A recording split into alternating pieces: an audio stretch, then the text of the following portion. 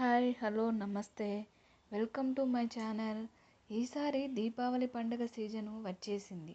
దీపావళి పండుగ ముందు రోజు ధన్తేరస్ పండుగ నిర్వహిస్తారు. ఈరోజు చాలా శుభప్రదమైనదిగా పరిగణించబడుతుంది. ఈరోజు బంగారం, వెండిని ఎక్కువగా కొనుగోలు చేస్తారు. దీనిని సంపదకు సంకేతంగా భావిస్తారు.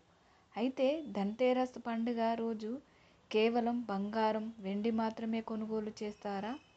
వేరే వస్తువులు తీసుకోవద్దా? ఈ పండుగ ప్రాముఖ్యత ఏంటనే విషయాలు ఇప్పుడు తెలుసుకుందాం. అశ్వయుజ మాసం కృష్ణపక్షం త్రయోదశి రోజున జరిగే ధనత్రయోదశి పండుగ చాలా విశిష్టమైనది. ఈరోజు సముద్రమథన సమయంలో ధన్వంతరి భగవాన్ అమృత కలశంతో అవతరించారు. ఆయన ఆయుర్వేద విజ్ఞానాన్ని, ఆరోగ్యం, సంపద, సౌభాగ్యాలకు చిహ్నంగా భావిస్తారు. సముద్ర మథనంలో దేవతలు, రాక్షసులు ఆయన్ను వేడుకోగా అనేక రత్నాలు, భూషణాలు ధన్వంతరి అమృత కలశంతో బయటపడ్డాయి. అందుకే ఈ రోజున భక్తులు ఆయన స్మరణతో లోహ వస్తువులతో పాటు మరికొన్ని వస్తువులు కొనుగోలు చేయడం శుభకరమని నమ్ముతారు. దీన్ని ఆరోగ్యం, సంపదను పెంచే ప్రక్రియగా భావిస్తారు. ధన్వంతరి దేవుడిని ఆరాధించడం ద్వారా శారీరక, మానసిక శ్రేయస్సును పొందవచ్చని విశ్వసిస్తారు. ఈరోజు దీపాలతో పూజలు చేసి ఆయన ఆశీస్సులు పొందాలని భక్తులు ప్రార్థిస్తారు.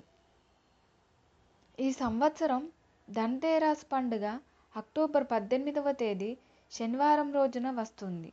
త్రయోదశి తిథి మధ్యాహ్నం 12:18 ప్రారంభమై తర్వాత రోజు మధ్యాహ్నం 1:51 ముగుస్తుంది.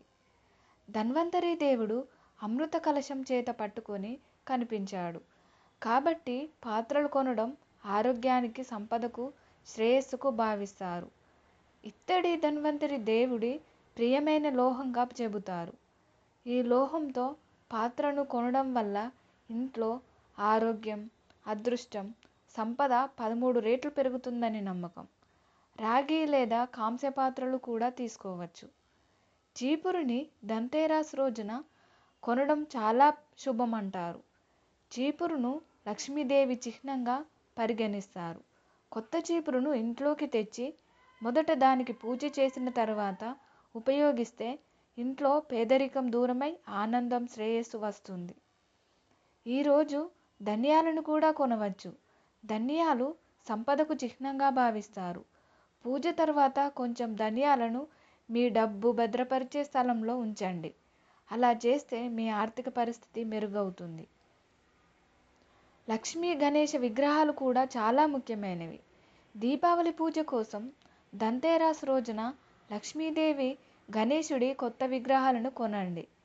వాటిని పూజిస్తే అదృష్టం, సంపద మీ ఇంటికి వచ్చి చేరుతాయి. బంగారం, వెండి తీసుకోకపోతే శ్రీ యంత్రం లేదా కుబేర యంత్రం తీసుకుని ధరించవచ్చు.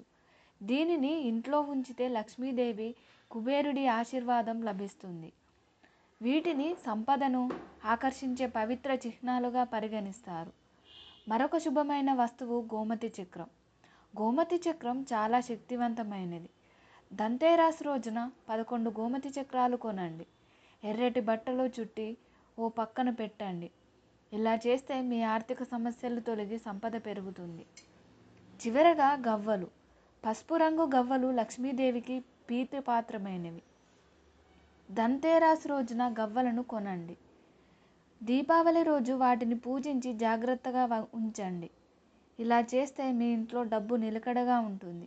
ఆర్థిక ఇబ్బందులు దూరమవుతాయని విశ్వాసం. కానీ ఈ రోజున నల్లటి వస్తువులు లేదా దుస్తువులు కొనకండి. అలాగే పదునైన ఇనుము వస్తువులు, కత్తెరలు, కత్తులు కూడా అశుభంగా పరిగణిస్తారు.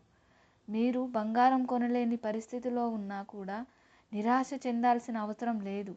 ఈ రోజున ఈ శుభప్రదమైన వస్తువుల్లో ఏవైనా కొంటే సరిపోతుంది. మీ ఇంటికి ఆరోగ్యం, ఆనందం, సంపద అన్నీ వస్తాయి. Happy Dhanteras. Please like the video, subscribe my channel. Thank you.